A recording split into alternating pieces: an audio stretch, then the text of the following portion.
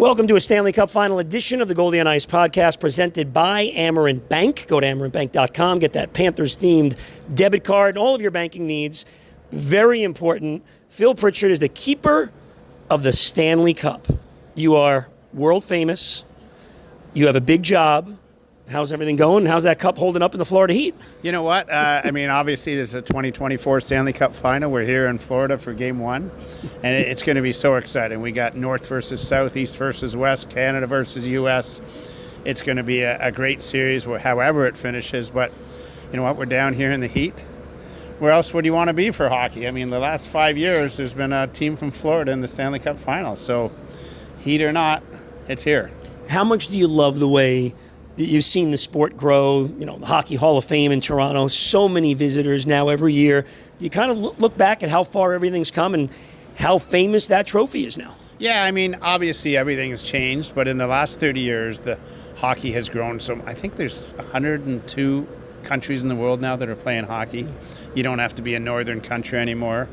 The Stanley Cup has visited 31 countries, I think, and hey, everyone that puts on skates in this world wants to play in arguably the best league in the world, the NHL, and they want to hoist that cup. So what a great promotional piece for hockey. It's the world's greatest trophy. Do you enjoy people's reactions? Because everyone gets so excited when they're, and I'm not talking players winning it, I'm talking about, when the cup is somewhere and people want pictures. People are just thrilled. Yeah, you know what? It is so exciting because, hey, it's an inanimate object. It's 3 feet high, 130 plus years of history.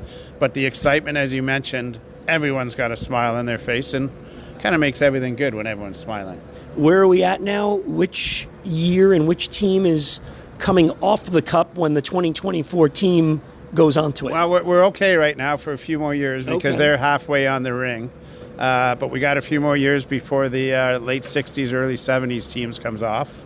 But like I said, we got a few more years before that. Let's get this year's champion on and engraved and start the celebration whenever and wherever that may be. Give us the insight into what goes into taking care of the Stanley Cup, when you do have to take teams off of it, how all of that works. You know what's it's amazing? I don't think way back when Lord Stanley donated the trophy, he ever thought we'd be having this conversation of taking the cup apart and removing rings.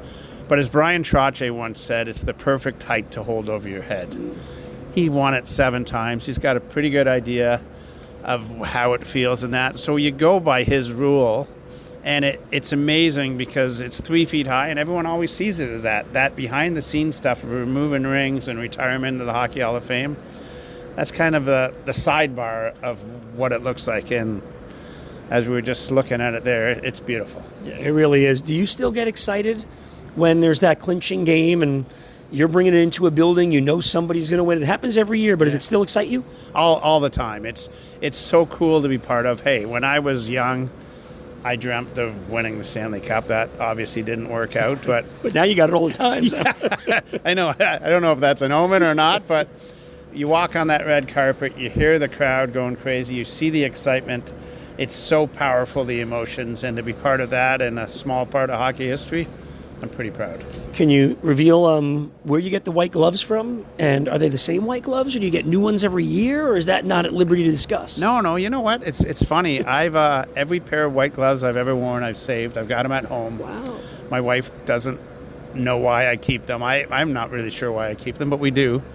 So that's 30 plus years of white gloves I've been saving in that, and it's become kind of synonymous with the cup. We handle it with respect, and it gets the white glove treatment. So you retire the gloves each year? Every now, year. Do you have them all labeled so you know? I have them all labeled. Everything. So you know which year, which team, which building you? Yeah. So I'd have it marked off the 1999 Stanley Cup, so I know what it is. That. Yes. Yeah.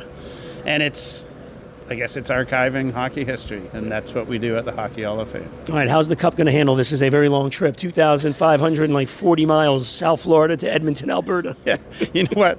You're not the only one that's measured out. I think everyone has measured out. It's going to be great. Like I said, it's North, South, Canada, U.S. The fans down here in Fort Lauderdale are so excited for this, and all Southern Florida, but wait till we get to Alberta and Edmonton and that. They're going crazy there and that, and it's going to be a good one.